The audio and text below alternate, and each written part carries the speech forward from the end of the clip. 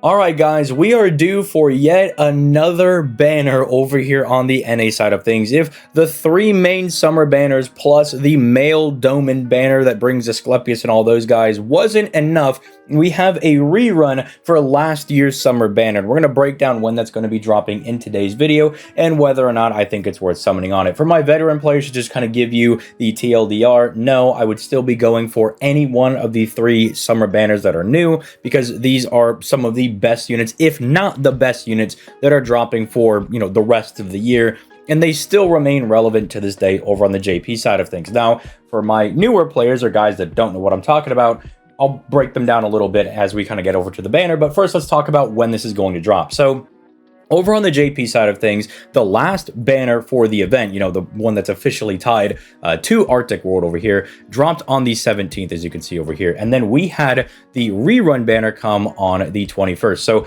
4 days later. Now, that does line up with our schedule over here on the NA side of things, where we usually get new content, going into Monday. That Sunday night, Monday morning type thing. That's usually when they'll drop a new, campaign or a summoning banner or something along those lines. And we are due for that because the Scotty banner dropped on the 24th. 4 days later would be the 28th. And so that's when we should be seeing this banner over here dropping live on the NA side of things. And it's really unfortunate for this banner because, again, if you really like, say, somebody like Kama or Okita, Anastasia Corday, whoever it is, FGO is not that difficult of a game that you can't invest in somebody like, say, a Kama and use them to clear most content. They might not be the #1 best arts looper in the game, but you'll still be able to get by. There's a lot that you could do, from summoning additional copies, grailing them, max foeing them, stuff along those lines. You can kind of try to control how effective they'll be able to be. The game is not that difficult, but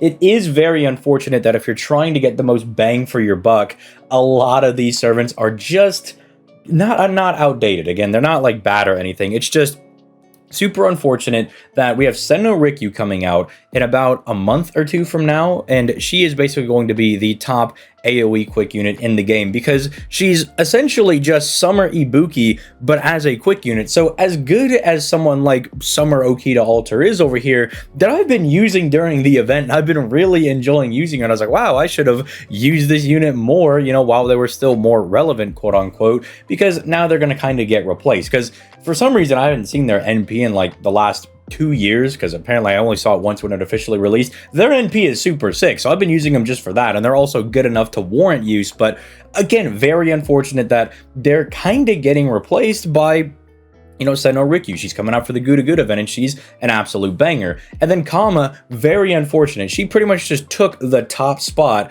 as the best AoE arts unit in the game.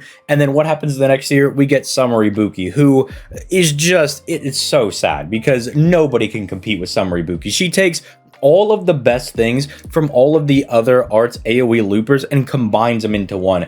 She's got a banger power mod. She's a berserker, so she's super effective, or I guess 1.5 times effective against pretty much every class in the game. Plus, she has that big 50% battery that people like Kama and Space Ishtar have. It's just, nobody can compete when you have composite arts AoE unit. It's just not fair for any of them. But again, if you really like Kama and you want to make her work, again, going for extra NP copies and stuff, you will be able to get by. But one of the things that you will see with 90++ nodes as the game starts to develop with them is that being super effective, not just with the power mod, but just having some type of class advantage, whether it is, just Saber into Lancer or just Berserker against pretty much anybody, is going to be an absolute killer. You're going to want units like that. That's why you'll see a lot of really, really strong Berserkers and even a Beast Servant releasing next year early on, that just kind of start dominating parts of the game, and they can really hold that stuff down. It's why,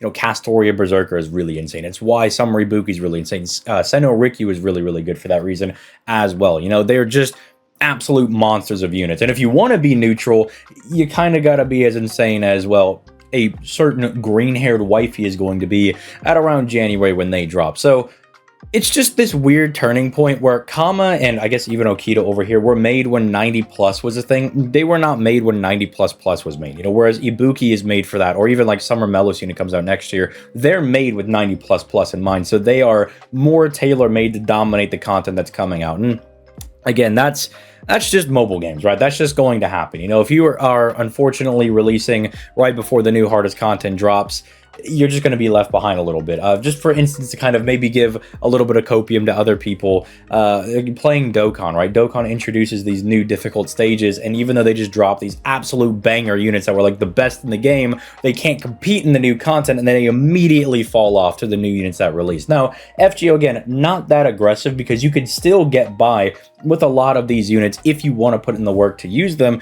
But I understand why some people might feel that they're using a inferior servant. But again, don't feel bad. If you're using a servant that you enjoy and that's helping you enjoy the game more when you're doing this massive slog of a grind of running into a free quest a billion times over the course of an event, then you do that. You do you, right? I'm not going to be over here telling you that, look, you could do 3-turn 90++ farming, but if you want to use a servant that's not optimal and maybe it takes you 4 turns, I think that's perfectly fine. I am living proof of that example. Morgan is not the best for every single node, but I will still bring her regardless because it's Morgan. I want to look at pretty women while I use while I go through the farming and everything. You know, if I'm going to be sitting here for 8 hours straight farming this event, I would at least like to look at some cute servants, right? So if you want to use somebody else, I think that's perfectly fine. I think these two, Anastasia and Corday, are kind of in a bit of a better position, especially Corday. She seems to be aging rather well from my experience over on the JP side of things, being able to, skill seal, which is just kind of a nice thing that also functions as a power mod, is nice. Anastasia, I think she's still fine. I think she's still all right, but she doesn't seem to kind of have that same niche that, say, Corday over here is scratching. And then these two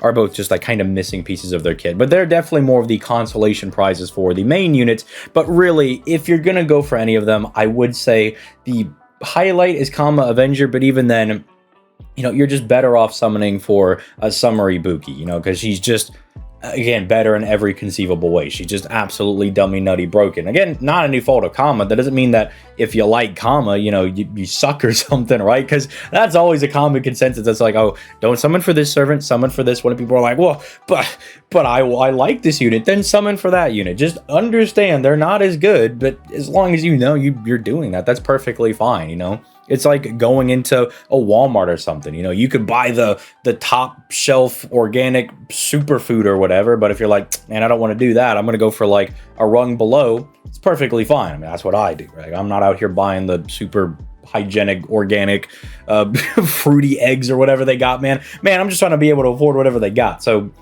yeah, with that being said, I don't think it's worth summoning on, but if you do like these units, they are good enough to make use of. You can get some value out of them on your account, but if you want to get more bang for your buck, you do go and summon for, the main summer units that are on rate up right now, because we have, again, the Savior of Quick, who is absolutely broken. You have Summary Buki, who is the best Arts AoE unit. You have Arts Merlin, who is a godsend to any account.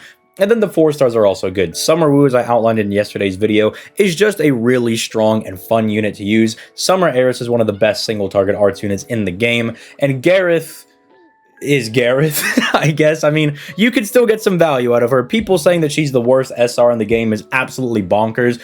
She's not that bad, okay? I know that I contributed a little bit to being like, oh, well, she's not super great, but she's still usable. I think, got her to look kind of decent in that gameplay, as decent as you can make Gareth look, I suppose. But she's not that bad. She's not like dookie gutter garbage trash, right? Okay, I think that's absolutely crazy of a take to say that she's the worst SR in the game. When people like Steno still exist, right? It is 2024, double buffing Divine. Like, who cares, bro? Like, that is not like a selling point for a unit anymore. Our content is a little more difficult than that. And at least Gareth's got, a guts. She provides stars. You got a Merlin or Koyan Sky that can give her that crit buff that she's lacking. She at least has a battery. It's not big enough for her to do farming, but hey, at least she's got one. Come on, man. Like, she's got some stuff going for her, right? So with all that being said, let me know in the comments down below if you're going to be summoning on this banner. Again, personally, if you want to go for meta, go for the current summer banners. But if you like the wifey appeal or whatever, these banners are perfectly fine to go for. But with all that being said, I'm going to go ahead and get out of here. You guys have yourselves a nice day, and I'll catch y'all on the next one. Peace.